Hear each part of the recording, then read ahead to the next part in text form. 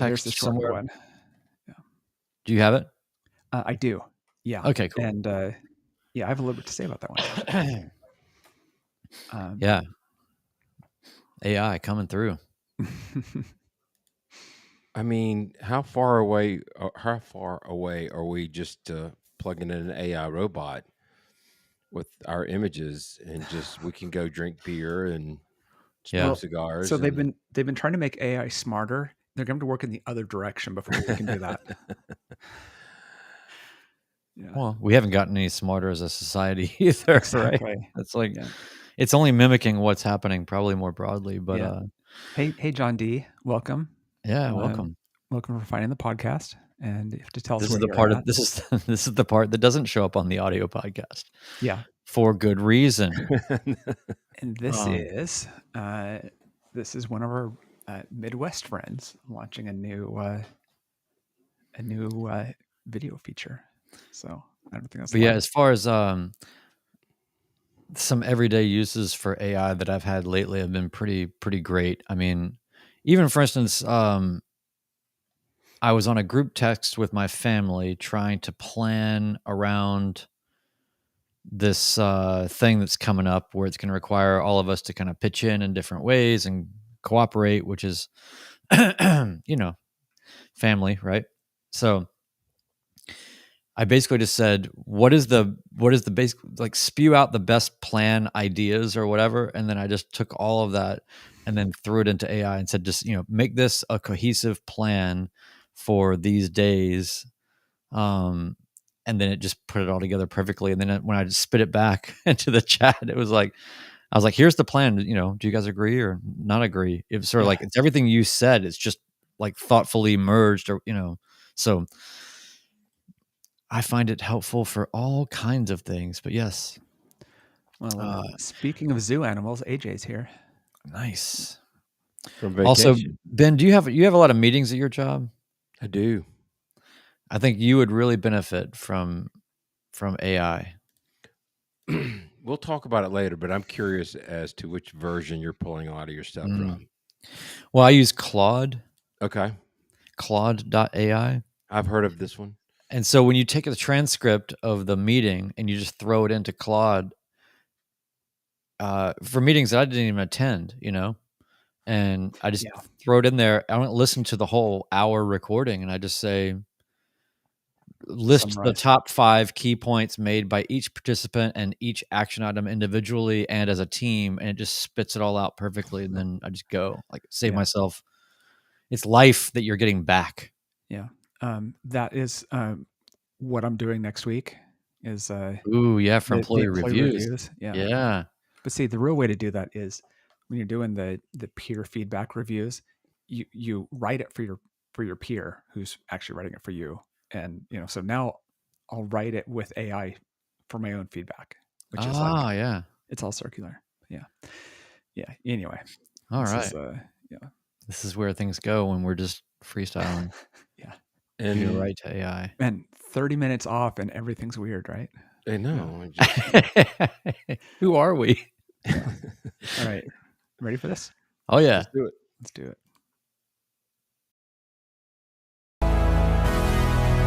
Welcome to the Midlife Pilot Podcast. We are glad you're with us. What is it like to become a pilot in your 40s and 50s? The challenges are unique for those of us in midlife, but so are the rewards. Hosts Ben, Brian, and Ted talk learning to fly, growing as pilots, and the joy of flying to destinations. The purpose of the podcast is not to teach, but to share knowledge and experiences of being a midlife pilot. Join the Midlife Pilot community and listen in every week.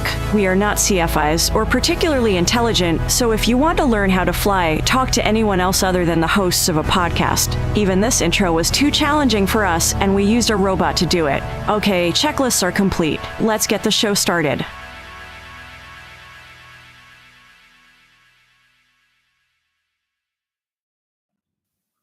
Hello, and welcome to the Midlife Pilot Podcast, episode 94, where we share the experiences and the challenges of flying in midlife. Whether you're a seasoned pilot, training for private or instrument, or just thinking about getting into aviation, we like to think of the podcast as your aviation companion and your weekly dose of aviation inspiration. My name is Ben. I am a commercial rated pilot living in the metro Atlanta area. I almost said the city name. I don't know why I feel like I need to hide it or not. I live in Marietta, and I fly Oh, an airplane. Oh, yeah, they're going to find me now. uh, I fly an airplane called the Beast. It's a Cessna 182, which I have been getting a lot of hours in lately. Tonight, joining us, we have from Nashville, home of the Bachelorette Super Charlie, flying a Cherokee 180 we like to call Lucy. We have Mr. Siskin. Brian, how you doing, sir? I'm doing great. I'm glad to be here. Glad to see everybody, and I'm super excited about this topic. And yeah, been doing a little bit of flying myself, but not nearly as much as the week prior. Roger that. Also joining us tonight, as always, our sport pilot extraordinaire based in Portlandia, flying a flight design CTLS we like to call the Egg. Our friend Ted, how you doing, sir? Hey, doing well. Yeah. You said, I don't know why this hasn't hit me before, but you were saying Cherokee 180, and the way you said 180 and kind of hung, my brain auto completes for 182. It's just like, Brian the is upgraded. He's snap now to grid flying. of your brain. It's like it's more like a 180 also. Yeah. Yes. Maybe. Hey Ted, do you ever watch Portlandia? Yeah. Yeah. A lot of people don't like it here. I really did. Yeah, I mean, I'm sure it hits a little close to home, but I just was watching one of these the other day that I hadn't seen in a while, where it was the one where they go to the restaurant and they're trying to get all the information about the chicken that they're ordering, and they get his name, like how he was raised, and all this. The chicken's name was Colin, and then they continue to talk to the waitress to the point where they go, "Well, we just need to see this farm for ourselves." And so they leave the table, and then they go to the farm, and then it ends up being like a cult or whatever, and then they both become sort of mesmerized by this charismatic leader of the farm to table cult. I'm pretty sure that was the first episode of Portlandia as well. But yeah, it captures some of the earnestness of Portland. Yeah. It's like these aren't people that are pickling because that's the fad. It's because they grow things in their garden and they're very passionate and they want to, Yeah, preserve the cucumbers that they have in excess of. that's right. So I love that earnestness that it captures. Yeah. Sorry, I feel like you're going to show up in a scene and you never do. So, No, but I know some of the people that have been in there. So, oh yeah, the guy on the unicycle in a kilt with the bagpipes with flames. Yeah, he's a nice guy. I hope he is. Yeah, I mean, why wouldn't he? he wears a Darth Vader mask, and it's then he has the mask off, and you're like, oh, this is a really good looking guy, and he wears a mask. It's like usually it's for us ugly people that wear masks. So anyway, he's a nice guy. So anyway, yeah, how's our aviation podcast going tonight? We were just having a hard time. Oh man, it's great. It's that 30-minute delay. You can just put it on my shoulder. I know, it's like it's fault. an information whiskey all over again. That's exactly right. We want to get real quick to events and announcements. We'll be broadcasting our 100th episode on Monday, October 28th. We will be broadcasting live from 4 Golf 7, Fairmont Airport in Fairmont, West Virginia. If you don't know, that's the base camp for the midlife pilot, Chris Moran. So we're getting really excited about that. It's sneaking up on us. Yes, it'll be a great time to be in West Virginia in the fall too. Ooh, yeah, good point. Yeah. Brian, you want to talk us through the housekeeping tonight? Yeah, a little bit of quick Patreon housekeeping. And by the way, it's been a great week in our community. There's been a lot of really interesting things going on. Great achievements being declared and pronounced, for other people to see. And there are conversations also going on in there that I don't understand, and I'm I have to Google about 4 or 5 things. So it can be either way. It can be like, this is, people just starting out, you want to be helpful. And then other people where it's like, why are they talking about thermodynamics and what is going on here? But anyway, so real quick, we'd like to thank our listeners for making this the best pilot community that we know of. It's a positive, encouraging, supportive place where we talk about everything from training, bad radio calls, sharing our personal minimums to keep each other accountable, the challenges of plane ownership, offering feedback on flight plans, and arranging community meetups. Basically, it's a goldmine of experience and camaraderie, and it's not just about flying, but really growing as midlife pilots. So quickly, some ways to engage with this community, and even if you don't even want to be a part of the community, you can support the podcast on Patreon for as little as $1 a month. That is 25 cents per episode, and I honestly think they're worth 30 or 35 cents. So I think I don't know. You guys can be the judge, but you can support the podcast that way, and then you'll be in at the base level in the community on Discord. You'll get access to miles of bonus content, including check ride debriefs with community members, stories of challenging flight experiences, and much more.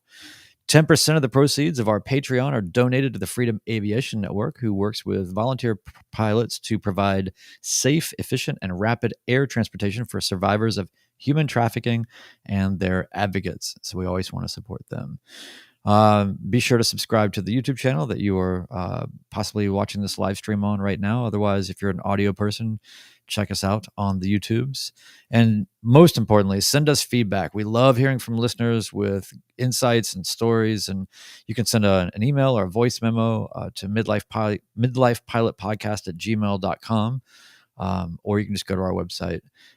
We respond to every message eventually, and you might even hear yourself on a future episode. So to join the community, give feedback, have a look at our merch, or anything else, visit midlifepilotpodcast.com.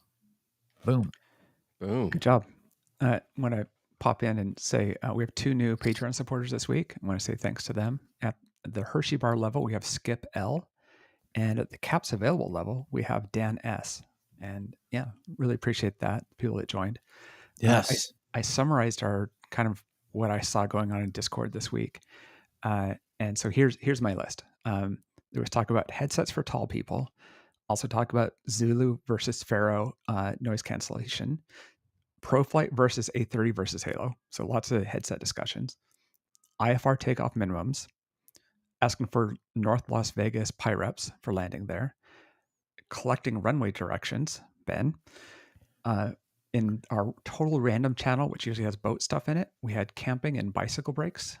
Alyssa and Chris talked about lasering everything related to aviation. Lasering everything. Lasering everything. Everything. Great pictures of a Cessna 150 type club camp out.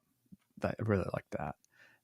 And then there's talk of a Atlanta meetup in about 10 days. Yeah. And finally, today, Erica came in, one of our favorites, one of our favorite CFIs, came in and just dropped a bomb. She hates Gumps and walked away. Yeah. Erica, you've got to say more. Yeah. You hate Gumps. Nothing else was said. And Yeah. I love that. That might be the best, most unpopular opinion that we've seen this year. I just loved dropping it and walking away. I thought that was Yes. great. Yeah. So, yeah. That's awesome. Yeah, it's been busy.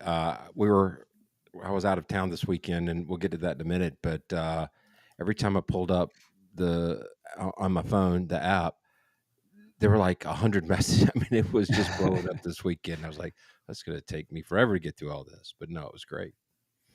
That's actually a thing too. Is it can be a little. You don't need to, if you're in this community, you don't need to feel like you've got to keep an eagle eye on everything that's going on.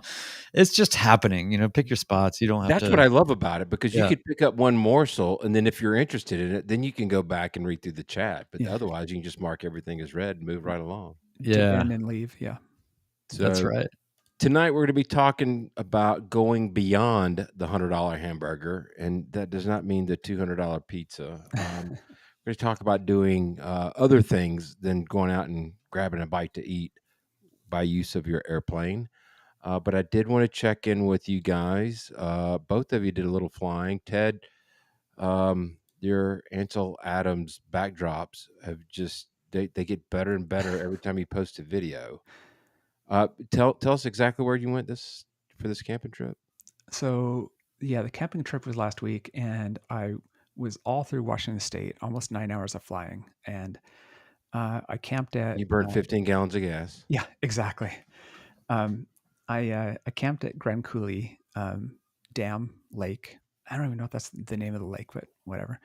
But Eastern Washington always surprises people because we call it the dry side. There's there's the green, wet western side of the state, and as soon as you cross over the mountains, it just turns brown. And I even know where that is coming from Portland. Like, you go through this pass and everything just turns, and it's really cool that I've been able to pay attention to that now. Really is.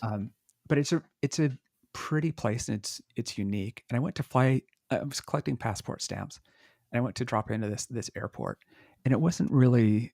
I thought, I'm just going to grab the stamp and go. It's just one on the list, and I dropped down into this little gorge with this little river and going into this town, and it was beautiful. And I was so surprised by what a little gem of a place it was. So that's what I put up on the video. Was nothing to it, right? It's just introvert flying. There's hardly any talking in it. It's just me flying into this little town and this cute little airport. So, yeah, and I didn't really talk about it much in the video, but there's like 9 very unique Vietnam era helicopters that are there, and they use them to dry cherries if it rains right before harvest season for the cherries, because if they get rained on and it stays on them, they burst, and so it just destroys a crop. So they take these helicopters, they're huge helicopters, and just hover over fields and blow off the rain if it's within that week or 2 before the harvest. So looks like I need to go get my rotary license. Yes. Yeah. I saw, they hire like, 10 rotary pilots per year. And it was like, hey, we're hiring them. We're hiring a cook. We're hiring, a mechanic, and, housing's provided, food is provided, but you're just out in the agricultural part of Washington. And that's what you're doing all day is flying these things low. So it is really nice out there. Yeah. Yeah. I haven't spent any time, but I really would love to go out there. Yeah. Yeah. That's cool. It's one of the things I love about aviation is, I used to go over there by motorcycle, and it's a good 6+ hours. And in this case, it's less than 2 hours, and I can just hop over there and be at these places that I've never seen, and little places that you don't necessarily get into if you're driving over that way. So you're amazingly lucky too that there's that variation of topography and just it's so drastic. Like you're saying, like you get across the Cascades, and it's like, what is going on? We're in the desert. How did we get into the desert? Yeah. How are there wineries everywhere all of a sudden? Right. It's very strange. And so the I don't know. You have to fly. You have to fly a pretty long way around here for things to drastically change in that way. So that's a great thing. Yeah. Yeah. And the stamp collecting is just an excuse to go find these places that you wouldn't necessarily go to if you're just pointing out airports on a map, right? Or choosing a place. And in your video, spoiler alert, you go around. Oh no. Yeah.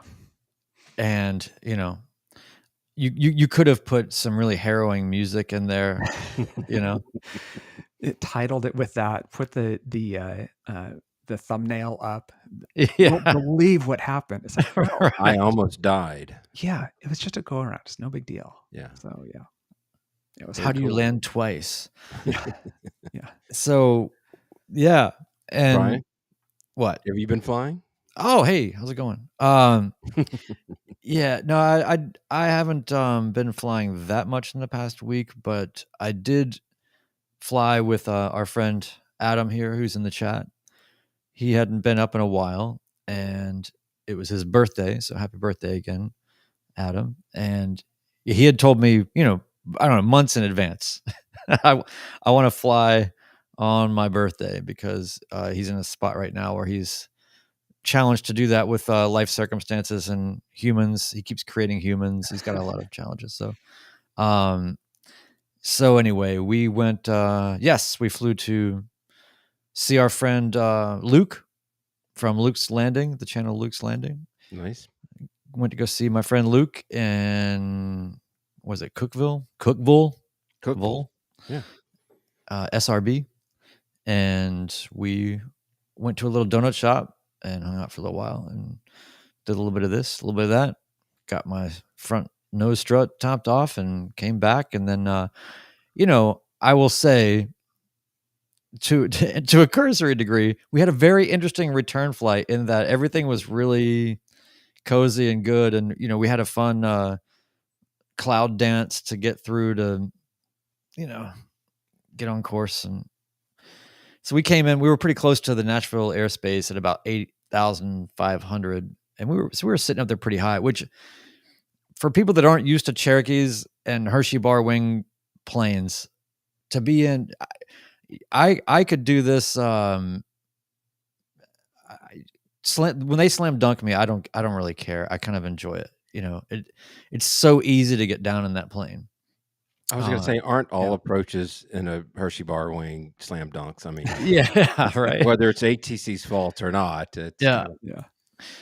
But let's just say we were on with Memphis Center, and Adam was right to say, like, shouldn't we have gotten our handoff by now? And I was like, well, I've done that path, many, many times, and they will wait, and the guy was not terribly busy, but anyway, let's just say we got to the point where it was really important that we found out whether we were getting a handoff or not.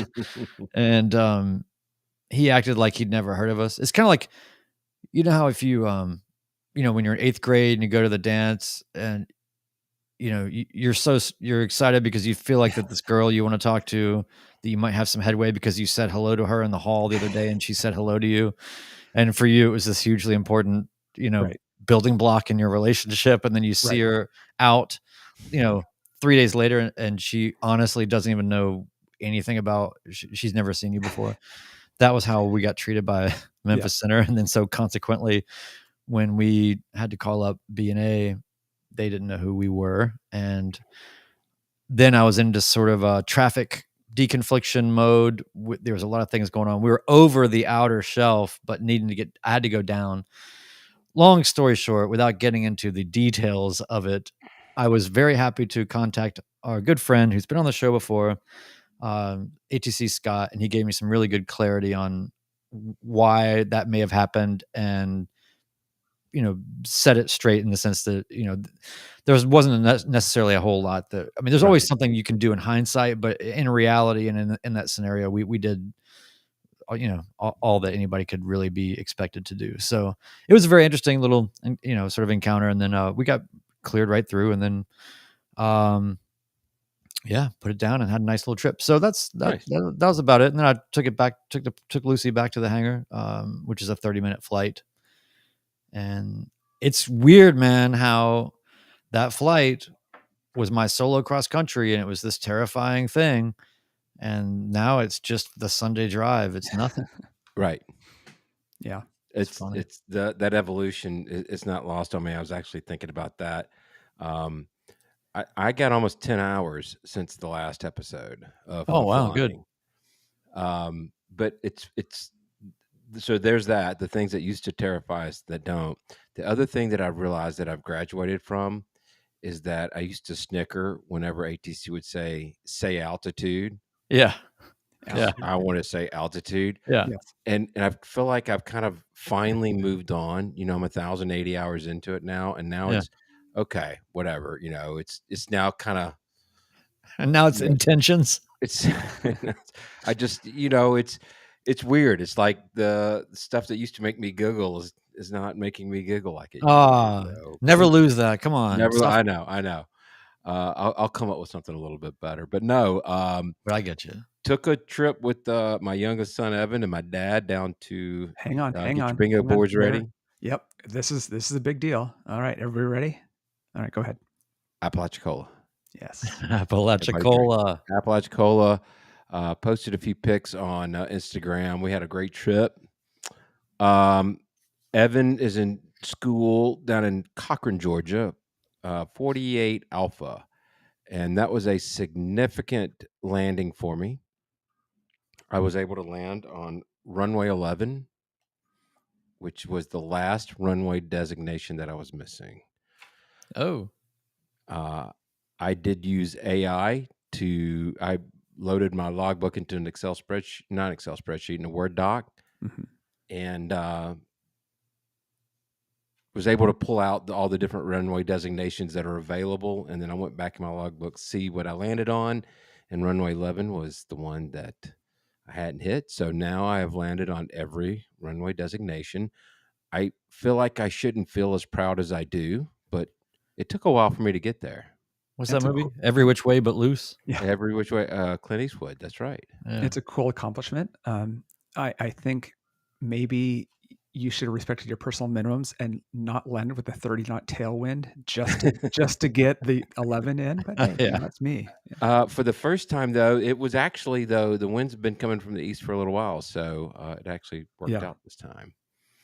So, and then it was a fun trip. I had to fly from Appalachia to Flagler Beach, Florida, which is on the East Coast, and got to go through some airspaces that I don't normally do and do that weird Florida thing. I don't know if y'all have done this, but The north-south thing? yeah, Yeah. you're flying. I was flying eastbound at an even altitude because it was slightly southbound, and I think you fly even when you're going south and odd when you're going north. Where does that start? It's a great question. I only know this because when we were leaving Flagler to come back home, it was pretty much right at the state line, Georgia-Florida state line. The ATC comes back on and says, need you at an even altitude because I was in a westerly heading. And he said, you want to go up or down? And it was literally like right over the Georgia state-Florida line. I bet those center controllers are so tired of that. Yeah, I mean, I just, it's just part of the deal these days. So, It seems like that's not as widely known. And I would imagine, I don't know, a lot of traffic that comes in and out would not be aware. well, I mean, you think about it geographically, there's not very much space going east to west down the peninsula of Florida, right? Mhm. And there's so much training traffic there. Yeah. It is always, every time I've flown down anywhere close to Daytona, it's a beehive there. It feels like 24/7. So, yeah, it's called for, and I'm glad they do it that way. It's a smart decision, I think, on their part. That phenomena extends pretty far west also, along the Gulf Coast, because even when I went down to Mobile and I went out one day thinking, oh, I'm going to hit all these different airports and see how they are and all that. And I just got to, every airport I was going to, there was 6 in the pattern. So I just said, no, I'm not going to do that. Except for Dauphin Island. Right. Nobody in the pattern at Dauphin Island. Also, That's today awesome. I got You caught a big fish, by the way. yeah, You caught a gigantic fish. yeah, 35-pound black drum. Yeah, you were calling it a drum, and I had no idea what you were talking about for a little bit, and then I realized, oh, wait, that's the kind of fish. That's the kind of fish. It felt like it was a 55-gallon drum, but no, it was a lot of fun. I've caught a few of those in the past, and it took me about 20 minutes to get it in, and it's pretty light tackle, so it's a bit of a challenge. That's cool. And then I got to do a special flight today, very last minute, going over to Gadsden, Alabama. Our friend, Mr. Larry Lee, was taking the Albatross in for its annual, and he asked for a ride back over. So He wanted to go the slow way, huh? I mean, it's better than driving. Slightly better than driving. Yeah. So No, we have John D here who looks like he did He said he's about to do his 150 nautical mile sail About to across do it. country. Yeah. Okay, great. And cool. then he listed his airports, and they're near you, Brian. They are in the neighborhood, and those are all very busy training environment airports. So, when just like anything else, when you're raised in that environment, you adapt. You get used to having your head on a swivel. So it's a good thing. But yeah, that's exciting. I'm sure you'll do great. Oh yeah, that sail across country is so much fun. It's the best. Yeah. I still rank it slightly higher than the first solo. I agree. I just do. So, Yeah. why don't we get into the main topic, Brian? Yeah. You want to tee us up on the your thoughts on going beyond the $100 hamburger, doing something a little bit different, maybe? Yeah, and to reiterate what you said earlier, Ben, I know that last week I talked about a $1,000 sandwich Right. that I would definitely do again if I could. But Yeah. no, I think that and the community informs, I think, a lot of these topics, or at least gets us thinking. It's not necessarily that these topics come up explicitly, although sometimes they do out of the community. But sometimes you just see the tonality or the shades of commonality between a lot of different maybe conversations and things. And of course, what are pilots talking about? Going places, doing stuff. And most of us as midlife pilots have not been doing this for terribly long and are very interested in taking the limited amount of time that we have, often because we're busy, doing other things besides being a full-time pilot, which I know we have some of those too, but I'm just saying, beyond the $100 hamburger. So the idea, I guess, is just that I think that it's an opportunity to use your imagination. I see some pilots, I think, hitting a little bit of a rut. Not a rut, maybe just getting a little bit into a loop with what they believe are it's, they get a $100 hamburger and then it's okay, where's the next place that I can go eat? And where's the next place that I can go eat? And I love all that, but and I love also when places are right on the field or things like that. But in this part of the country, there's not a lot of those. And I think that maybe that's forced my hand in my exploration to find a lot of different opportunities that are maybe you have to look a layer more deeply into a place that you're going. The best example I can think of right away is, going to a place where bring food with you or get food, however, wherever, forget the food part.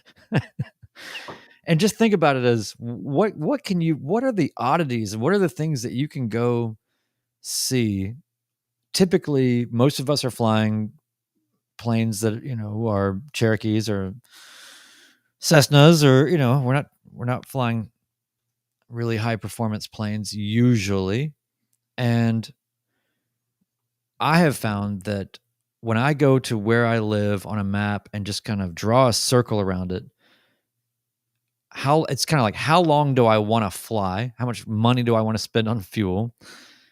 It ends up being usually about, I think an hour is kind of the sweet spot, an hour to somewhere and an hour back. But even, between 30 minutes and an hour, let's just say, is kind of the sweet spot so you're not, and a lot of this is geared towards people that started out like I did, where I was renting the same plane that I trained in, and it had a 3-hour window, whether I was going to do maneuvers to prepare for my check ride or try to go somewhere real fast, and it was kind of a drag, but it helps me tighten up these plans. And then I still do this being a person that has access to a plane on my own now. So when I think about that, I think about a lot of the trips that I've done, especially if they're based in where you live. They're in this territory typically where, and I know this isn't the same for people, some people are in New York or whatever, but here, at least Nashville, you're kind of in the middle of the country, and there are definitely things in any direction, a lot of great things. But when I'm driving to or from Nashville on a long trip, I'm not taking day trips to go drive 2 or 3 hours to spend a few hours somewhere and then come back. But that's what you can do. There's this whole sweet spot of a range around your home airport. And it might seem like a lot of these places don't have a lot to offer because they don't have a restaurant on the field, or there's not a place that everybody talks about, or whatever. But if you just let that part go and really dig into more cultural exploration, historical exploration, people watching, going just to weird places that you would never go to, that are not necessarily terribly far from where you live, but they're not places that you would stop. They're maybe not even really places that are near the interstate, so you're kind of, I don't know, going to places like that. So a great example for me, I think, and I want to hear it from you guys too, and what your thoughts are.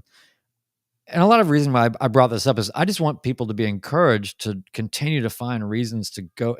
There's just a lot more than the non-committal half-day flight. You can still do a non-committal half-day flight and make something purposeful out of it. But I would say the one for me that's been one of the coolest is, and by the way, the irony of this is there's actually of all the places, there's a restaurant on the field, which is like that never happens around here.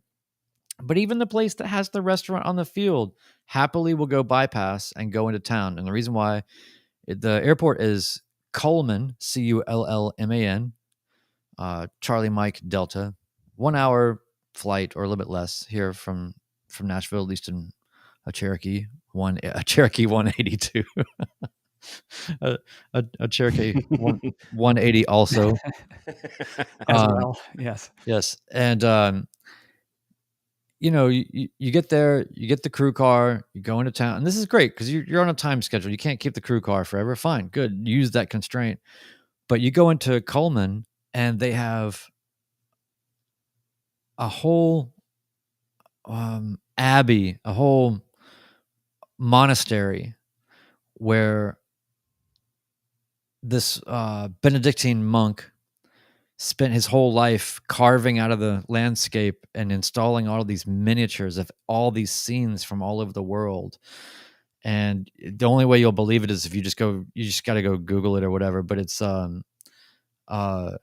just one of the most amazing things. But why am I not thinking of the name right now? What's it called, Ted? It's the Sorry, I was looking because I thought that we'd mentioned it before. Yeah, we have before. Yeah, I look definitely up have in a sec. before. I don't know why it's just escaping me right now. I guess because I'm just We'll put the research department on it. Yeah, but anyway, Is that the St. Bernard Abbey no. in Cullman, Alabama? Wrong place. Oh, is that what it is? Yeah. Oh, are you sure? But there's a name for it. Hold on. Yeah. Well, some of the places, like one of the places that I tend to go. Ave Maria Grotto. Ave Maria Grotto. Right. Yeah. That does sound a little better. So Ave Maria Grotto is a perfect example of a place that not only was the most amazing half day trip to take, where you can just go there for an hour and take a little tour of this and go to the bakery and get the bread and whatever and the cookies the monks make, but to see this kind of eighth wonder of the world, it's the most insane thing. You could never even really explain it to somebody, so that's why I'm not even going to try. But the level of detail and depth and sort of magic that this place possesses is unbelievable, and the element of surprise about it is so key. And so you can take somebody there on a flight and just say, I'm going to show you something that's pretty cool. Go get some bread and some cookies at this place, or whatever, and bring it back. It has been massively inspirational, I think, to people that I've taken there. And then also I've used it in whenever I've taken film stuff there, whatever. Yeah. It's just a really neat place. So the point is, go find these little cultural, artistic nuggets of magic, of seeming insignificance. I can't tell you how many people in Nashville where I said, have you ever been to the Ave Maria Grotto in Cullman, Alabama? And they just go, what? Like, what are you talking about? And it's because nobody's stopping through there, but it's very close. So anyway, that's my beyond the $100 hamburger pitch is I challenge people to go and find something magical and seemingly insignificant or unknown to others. So here's what I love about this conversation, because I think I know it's going to vary greatly depending on what part of the country you live in.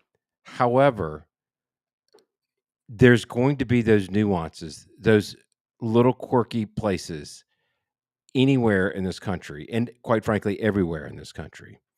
I took a trip down to Telfair, Wheeler County, which is in McRae, Georgia.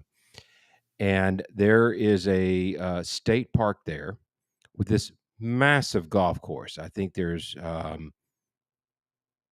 54 holes of golf there. And the airport reminds me a lot of Ocracoke Island. It is a strip of asphalt or concrete, and it's got a little shack with one of those hotel phones. It doesn't have any numbers to punch on it. You just pick up the phone and somebody at the state park answers, and you can tell them to come pick you up. And the state park is absolutely beautiful. And that's a golf course. If you don't have to go there to play golf, but they've got this beautiful dining room, and it's just these pine trees are scattered throughout the property, so you can see a long way, but it's studded with trees all over the place. It's just this very serene place, and had never been there before until I flew into this airport, and really nice folks come pick you up, and the food was outstanding. Um, Another time, a buddy of mine is one of my running partners. Hal got in the plane with me, never flown before in a small plane, and we just flew up to Toccoa, Georgia.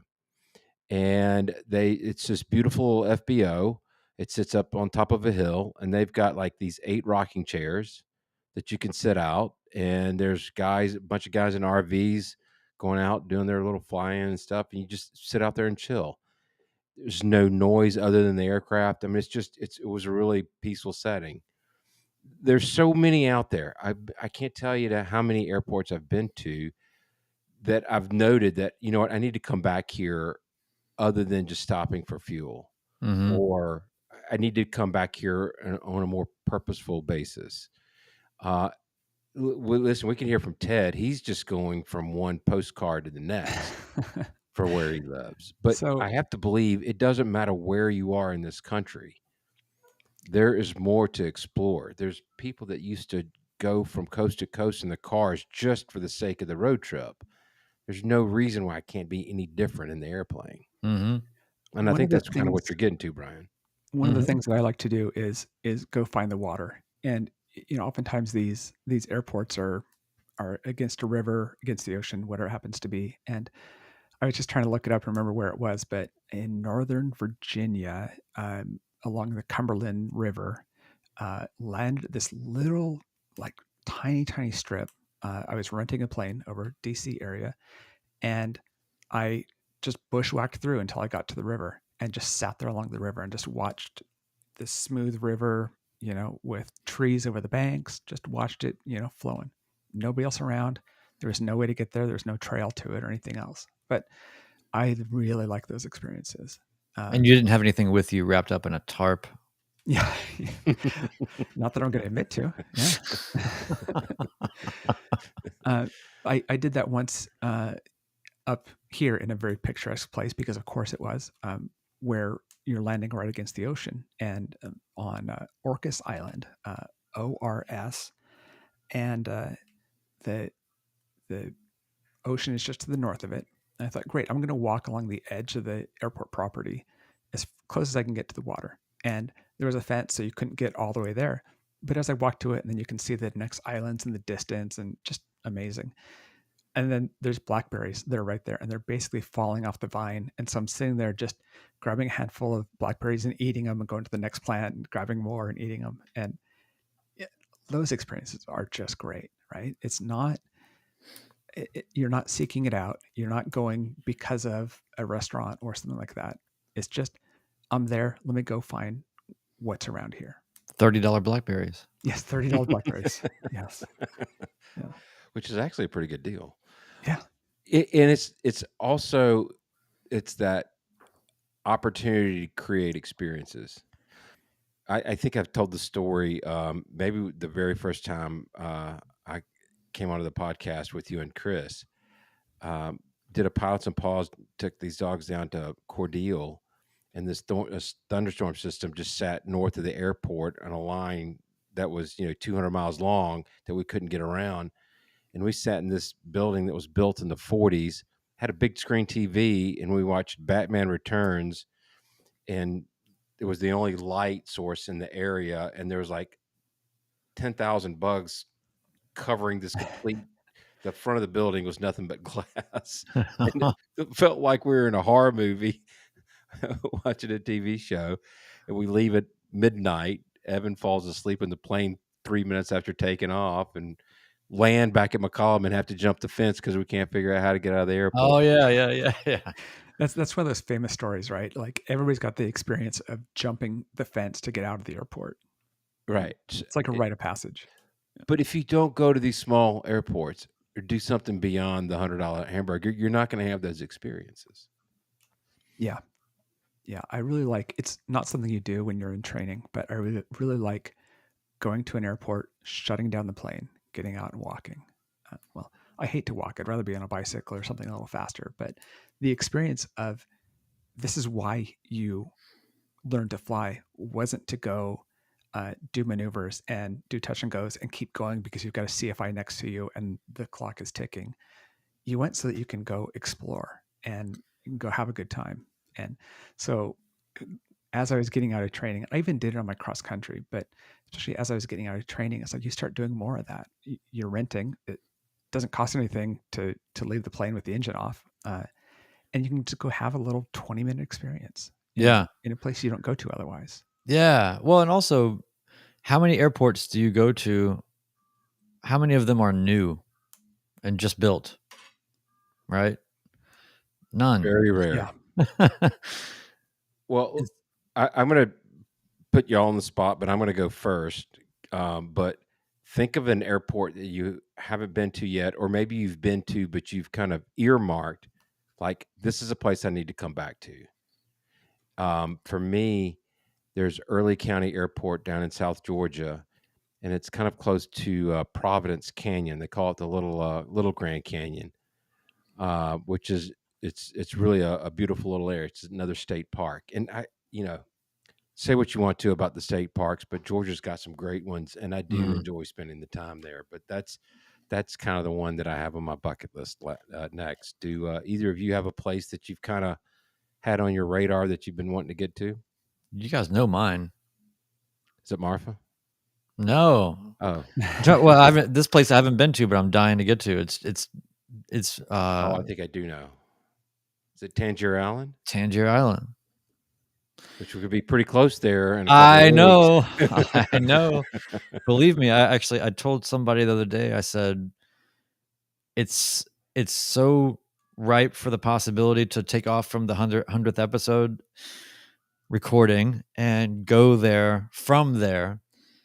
And I thought, so if I just make no other mention of this as something that I desire to do, then it will happen. But if I start thinking about it or plan it, it will not. So right. That's how I'm leaving that. So I think that it's very possible. It's impossible for me to ignore how much closer I will be to Tangier Island. Definitely in day trip reach at the very least. And I think it's, yeah, I mean, why of all the, because the thing I was getting at about the airports not being new is like many of them are going away. Yeah. And it's up to us to patronize these places and help try to keep them alive in whatever way that we can. And even more pressing when the entire island that this airport is on is almost, half now underwater and won't be there at all probably in 30 or 40 years. The whole island, much less the airport. Yeah, good point. It's going to be Atlantis. Yeah, it's the first. I guess what they would say, sort of, people that have been affected by environmental situations in such a way that now they're just going to be displaced. The history is going to be gone because the water is. Somebody keeps adding ice cubes to this whole thing or something. I don't know. Yeah. But Ted, you had something you wanted to run down. There's one that I've wanted to get back to, and that's Killayute. It's UIY. Oh yeah. It is in the middle of nowhere. Actually, it's next to Fork. So if anybody has kids that like that vampire series Twilight, it's near there. But it is completely overgrown. It's this massive World War II base. I've talked about it a little bit, but I really want to get back there and explore. It starts with a Q, right? Yeah. It's like QUILL is how it starts. Yeah. And I know there's a lot of stories there, and I doubt that they're written down anywhere. Mm-hmm. I think that people haven't really been there for a lot of years. Although there is a NOAA weather station there that they do the balloons, the soundings. Yeah. And that's even an automated facility, though. That's how unmanned the area is. By the way, I'm sorry, I went to mention this when I was talking about Marfa last week, but I got to see the Gigantor balloon in the sky. That's the 15,000. Yes, I've seen that on a map, but I my never friends know, were I like, never "No, saw you it can in just see it. person. It's right there." I was like, "Wait, what?" I was like, "They're like, look right there, look above there." It's like locating an aircraft from the ground. I was like, "Oh my gosh, that is so crazy." I Yeah. don't know that. I don't know about this. Tethered So balloon. if you look on a VFR chart and you look, especially near the southern border, I know there's one near Tucson, and obviously Mhm. there's one near Marfa. You'll see a ring that is marked, danger area, and then it says, warning, tethered balloon, 15,000 feet. I've flown near it, and I never saw it. I didn't fly like 100 yards away from it, right? I flew 10 miles away from it, but Yeah. yeah, but you saw it. Yeah, I saw it, and it got a little bit of the background on it and how it's being used and some inside You're information. basically radar, right? I can't talk about what I Okay. heard. Yeah. I think they're aerostats is what that balloon type is called. I want to hit a couple of the comments from our chat. We've got a really busy chat tonight. And for those of you that are listening, we typically stream live on YouTube Monday evenings at 8. Tonight was at 8:30. But you can go to youtube.com at Midlife Pilot Podcast. Brian D. Just mentioned he's a 182 driver, so he's all good with me. Oh, Last no. weekend I woke up early and took my 182 from Philly to Portland, Maine. We picked up 25 fresh lobsters and we're home in the early afternoon Oh, for a lobster fest in the backyard. lobsters. Wow. So my equivalent to that is I got two buddies. We're going to fly down to New Orleans to grab some beignets and bring them back for breakfast. Oh, That's what yeah. I'm going to do. Yeah. Also in the chat, Corey M. He took his kids, quote unquote, fly fishing. Went to 2I3 at Rough River in Kentucky, which is awesome. Rough River is a great little place. There's a little resort there and Yep. all that. Oh, We is that the briefly one talked that? about doing a meetup there. Yeah. Okay. So That's that's where one the- that's like at a state park. Yep. Yeah. Yeah. Kentucky has really good state parks with runways that were all built out, I suppose, in the 50s.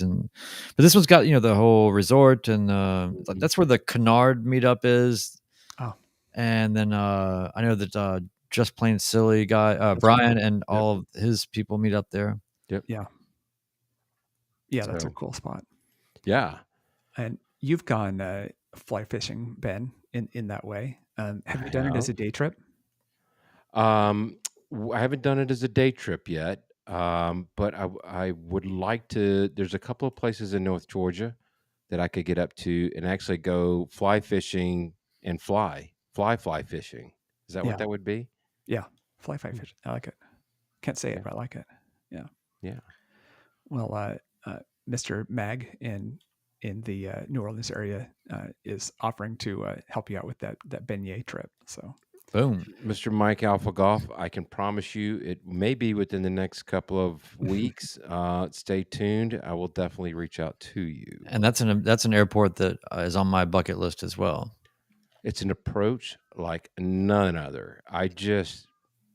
You can feel. We all know New Orleans has a vibe. Yes. You can feel that vibe on final approach. You don't even have to be on the ground. That's cool. When you're coming into it, you just kind of feel like you're settling into New Orleans. And the architecture and the story of that airport is pretty fascinating. And that's part of the reason why you can feel it when you're on final approach. I was just reading about that. I'll make sure to put it in the notes and figure out if it was AOPA or what. But I kind of want to do a meetup there. One of them covered how, literally everything in that airport was covered up until after Katrina, and they discovered all these amazing murals that were on the inside of that building and everything else. It was an Art Deco masterpiece that was covered up by bad sort of 80s or 90s renovation, as I understand it. And then when the hurricane came through, it just destroyed all this bad drywall overlay. And they basically had built a shell around the underlying structure to reveal this place that actually was awesome. And then they really leveled up and redid, restored everything. Thankfully, it was preserved through neglect. which is Yeah. better. Right. And I love that, like, Michael Gillette's listening right now, being like, "That's not well. I mean, okay, that's kind of. I mean, like, okay, all right, just I can't even listen to this." We Hey, just need as to have him we're on to give us the full story. Yeah. as we're rolling out of here, I want to read a Yep. feedback we got. I'm actually going to read kind of a condensed version of it, but Yeah. we got a feedback from a listener, Brian W. Let's see. Oh, I got that name wrong. It's David W. Too many Brian's here. So David says, I'm a 36-year-old who has dreamed for the last 30 years of being a pilot. In 5th grade, I was diagnosed with a degenerative eye disease and became legally blind in both eyes. In December 2023, I had my second corneal transplant complete. My left eye is now corrected to 20/20, and my right eye is on track to be the same. I cannot consume enough aviation content in my spare time. About a month ago, I came across the Midlife Pilot podcast, and I binged through all the episodes. It feels as though I'm sitting in a hangar with some guys discussing all things aviation, and I'm in heaven. One of the things I especially love is Brian's one-liners that are absolute gold and leave me laughing to myself in the car, but receive no response from Ben or Ted, albeit I'm on the audio side right now, so I don't see the facial expressions. I'm planning to pursue a sport pilot certificate out of HWV, Hotel Whiskey Victor. Wow, that's a hard one. Brookhaven Airport on Long Island. I took a discovery flight in a Piper Archer about 3 months ago, and I still cannot get the smile off my face. I'm just so excited to have finally found a community of people that are exactly like me, midlife aviation obsessionistas. I look forward to joining live on Monday nights and following along as you continue to grow.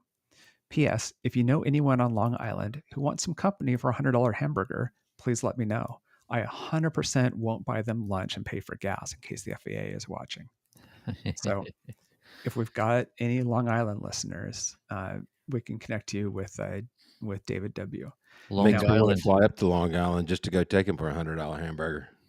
That is a great story. One of the many reasons I'm a sport pilot is because I haven't had to deal with it. I've had 2 cornea transplants.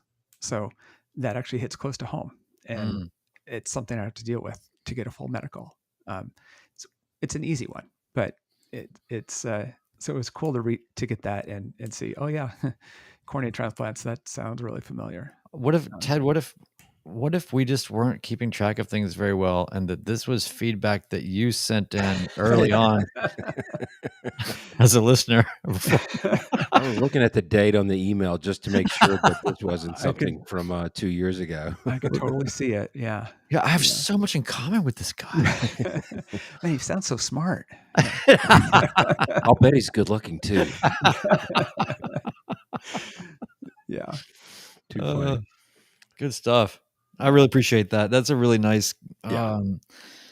I don't know, if we can have any small accessory kind of role to people being inspired to do anything close to aviation, just being an enthusiast or flying or taking it on a little bit or a lot. I just think it's just it's a great thing to be, I don't know, in the mix of anybody's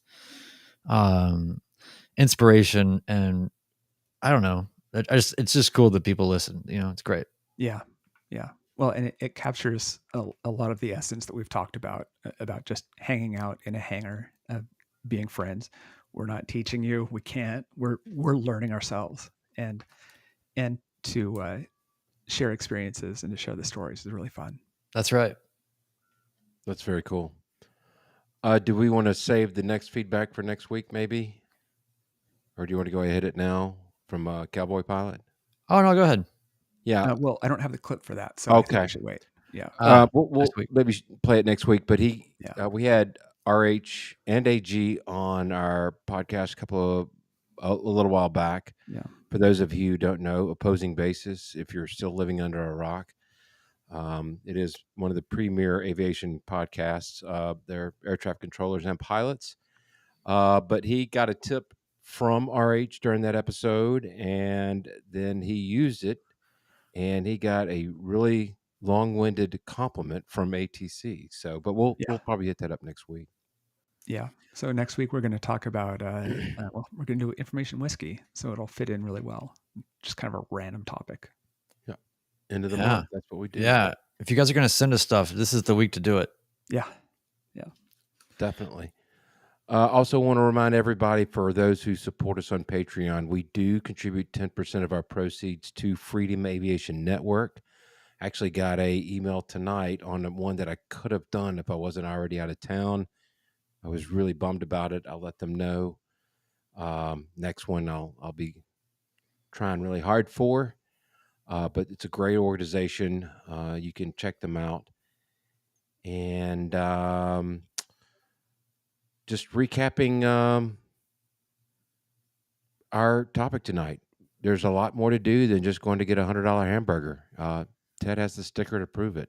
Yeah. If you're watching the live stream, want you to make sure you reach out to us. Give us your feedback.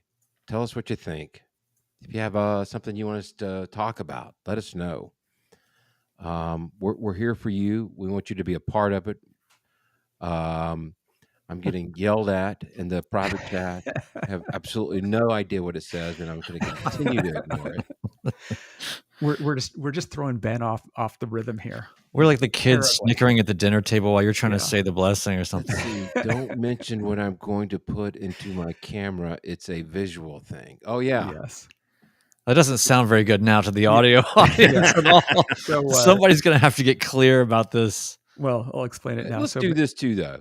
Our friend Nathan Ballard has Yeah. established a Patreon channel, and he sends out this monthly sticker drop. And I freaking love it. I'm filling up my water bottles with them. He's got a great YouTube channel. Y'all should definitely check him out.